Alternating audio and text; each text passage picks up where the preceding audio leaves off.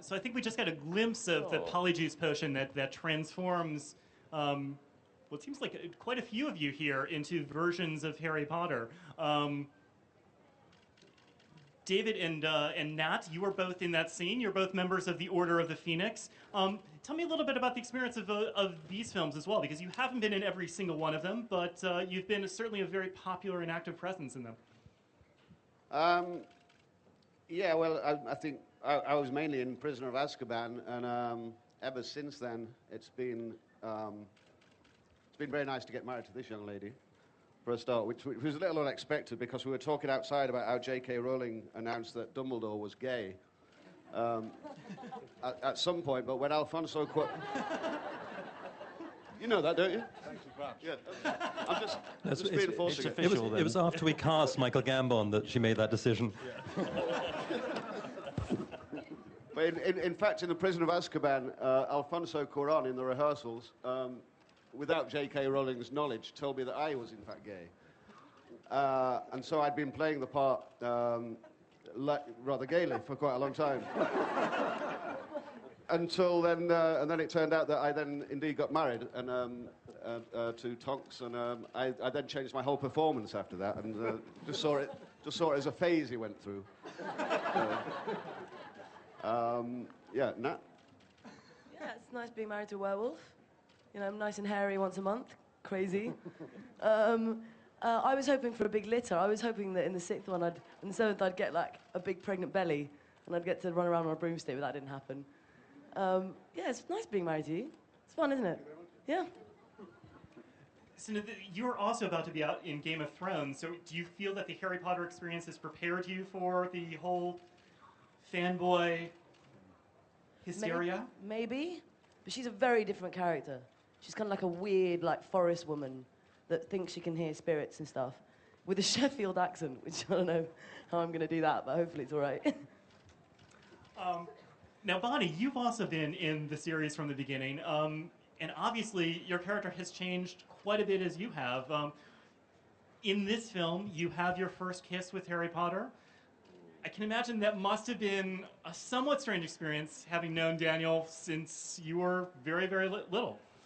Yeah, it was actually in the previous one to this, the first kiss, but the second one happens in this one. Yeah, it's interesting, really, because obviously we all started when we were so young and so sort of... I think I was particularly kind of quite fearless about the whole thing. When you are quite young, you kind of just go for things and kind of see how they work out. But as you grow old and my character did develop, which I'm greatly thankful for, there is that pressure, I think, when the hero of these stories now ends up with Ginny Weasley. It was I was quite worried that everyone would kind of dislike the character suddenly, but luckily that didn't happen. But yeah, it's been an amazing journey, and it's just been amazing just watching everyone else sort of develop and sort of grow around you. So I imagine they're looking at that to me too. So. Now, Ivana, you have actually quite a larger role in this episode. What was that like for you? I mean, I imagine you had some preparation having read the books, but what was it a surprise to you that you have this kind of breakout moment here? Part one? Mm-hmm. Well, I mean, it's not a huge part, but I think Luna's, her presence is important to Harry because she's so calm and Harry's so not. He always has this conflict inside him, and Luna just has none of that, She's just she gets distracted by clouds and things, and it's nice, and it relaxes. I think everyone feels that when they're with her. You just don't feel judged. You feel that, yeah, it's just, I don't know how else to say it. Now, Freddie, you came to acting from a degree in neuroscience from the University College in London. Leaping into the Harry Potter role must have been quite a change. Yeah, it was. It's different, definitely. I've been juggling my degree in acting, and then, of course, Harry Potter was a much bigger experience, and pretty scary. I mean, I came into the production in the sixth film, so these guys have been working for a while, and you're kind of like the new kid at school, and you're kind of worried, how's it going to be? It's a very close family, and these guys were just great. I felt at home straight away from day one. They just had such a great time with these guys. Now, Helen McCrory, as Narcissa Malfoy, you're also a relative newcomer to the ensemble. Since so much of the focus seems to be on the good guys, the Order of the Phoenix, stepping into this role of Narcissa must be a little bit different for you. Because I'm a baddie. Yes. I see. Yeah. Well, on behalf of all the baddies in Harry Potter, it's, you know, it's just as much fun. Is it more fun being a baddie? Not in this one. Without giving away the ending, no. But it was quite nerve-wracking because, obviously, by the time I came into it, so many people had seen all the Malfoy family and, you know, following my son and my husband, and I didn't realize actually what an enormous phenomenon it was until I sat down and watched them, and you go to those first premieres, and it's like being with the Beatles. I mean, when, you know, Dan arrives, it's if you're standing in Times Square at the top of Central Park, you start hearing the screams because he's just getting into the car, and then they get louder and louder and louder. And that's all very overwhelming, but that's just a sideline of it. Actually walking onto the set, the craftsmanship and the artistry that goes into making these films is really quite phenomenal. And you know, obviously one of the reasons we're here as well is because of this exhibition that's going to be opening in Times Square.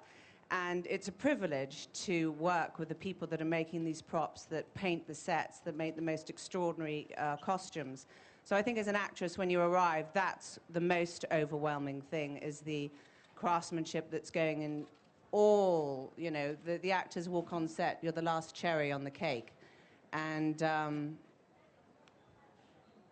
so, yeah, so rather than goodie or baddie, I think that's my predominant memory of joining this band of people. Thank you. Now, Warwick Davis, you've played both Griphook and Flitwick. How has your experience shifted? Because obviously the technology over the last 10 years has changed tremendously. So I can imagine, like some of the others, the technology of achieving the look of your characters has changed as well. Yeah, absolutely. I mean, before I answer that, I'd just like to say it's a pleasure to be here at the Apple Store. This is a great thrill for me. I love Apple products and everything anyway. Yeah. And if Steve Jobs is listening, send the truckload of goods to Warwick Davis, care of England, okay? So that'd be great. But yeah, to answer your question, it was shameless, wasn't it? I'm sorry about that. Well, and I just wondered, why did they sit me next to Robbie? Is it to maybe he look smaller, him look bigger? It's the whole scale thing going on here. But yeah, over the years, I mean, I've played several different characters in the Harry Potter series, and it's a huge honour to have been part of all of the films, in a small way, pardon the pun. But yeah, the technology has been prosthetic makeup, really, for me. You know, I'm far too good looking for these movies, so they cover me in 3.5 hours worth of glue and silicone rubber. But yeah, it's pretty much been the same process for me throughout these films, you know. You know, obviously digital technology has gone and moved things on, and particularly on the last films, Deathly Hallows, you know, the presence of green screen was everywhere. But the thing that struck me mostly about these films, really, you know, compared to films like Star Wars that I've worked on, was really the amount of stuff that they actually built for us to work on, the sets. For example, the Great Hall. It's one of my favourite sets, and you know, if you were ever able to visit that set, you know, it started to feel like a real historical place. Throughout the years, you know, all of the different things that happened on the first movie, we had the great feasts in there, we've had funerals in there, the Yule Ball took place in there, and, you know, for me, it felt like a real historical place, and as Helen was saying, you know, the kind of artistry and detail in everything was just tremendous. So, you know, a lot of the stuff that you see as an audience on screen actually exists for us as the actors on set, and that makes it such a better acting experience. You know, you can really envisage yourself there and believe in what's going on. And I'd also like to just kind of tip my hat to the makeup artists that I worked with throughout the years, who are just the most brilliant people and were able to kind of facilitate me playing all of these different characters, because without them it wouldn't have been possible. In fact, for everyone who might be interested, in approximately 18 months' time, if you come to England, you can actually visit these sets yourselves. Because Warner Brothers are developing a visitor attraction at the Eastern Studios where the series was filmed, which will include sets such as the Great Hall and Dumbledore's office, and other sort of treasured memories from the films, and many other artifacts that we use in terms of costumes and props. So there's something there for all of you if you care to come to England. Just a little thing about the Great Hall that you mentioned. A lot of it is there. It is an amazing, amazing set. But if you look at the first film, you'll see a real lack of continuity, because when we began shooting, we didn't think about the effect that those big flambeaux on the side that line the hall with the flames coming out of them. We didn't think of the effect that they would have. So at the beginning, there's no charcoal on the walls. And then the more we filmed over the 7 years, they've gotten darker and darker and darker. So in the first film, there's tremendous lack of continuity as you look through the scenes in the Great Hall, because they weren't all shot in continuity, where you can see bits with a lot of black and bits with none at all, but not in any order. The other thing is sets like that are really expensive, and Stuart Craig, who's our production designer, who really is a genius, really insisted that we have York stone on the floor. Now, York stone is really expensive. And however generous Warner Brothers are with their, have been with us with their money, that was, you still have to apportion it. And having York stone on the floor seemed like a ridiculous idea. So I, as producer, was very resistant to it, and I was completely wrong. Stuart said, I was saying you should paint it. Anyway, Stuart got his way. He had York stone, and as opposed to us having to repaint it after the second film and the third and the fourth, we've had York stone on the floor, and all